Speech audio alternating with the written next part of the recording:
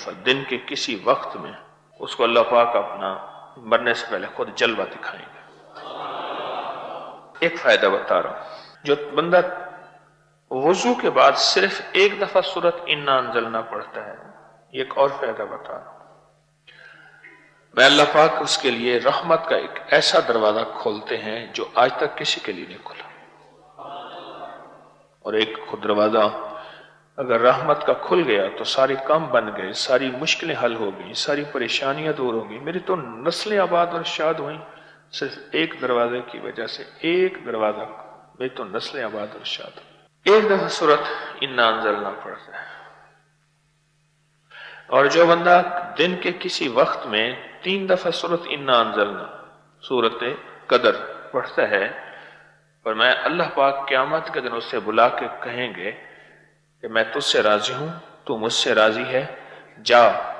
ایسی جنت میں جہاں سے کبھی نکالا نہیں جائے گا۔ اور 3 دفعہ سورۃ انا انزلنا وبائی بیماریوں کا، وبا کا علاج ہے، وبا کا۔ میں اپنے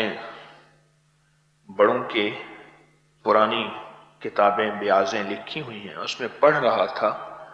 طاعون کی وبا پھیلی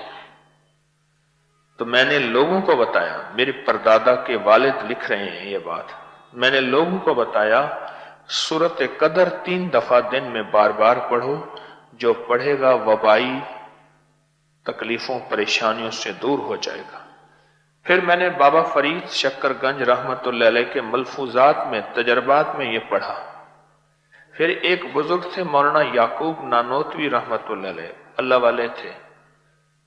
ٹھیک، ان کے تجربات میں پڑھا کہ جو بندہ 3 دفعہ سورۃ انا انزلنا پڑھتا ہے، وبائی بیماریاں اور جسمانی بیماریاں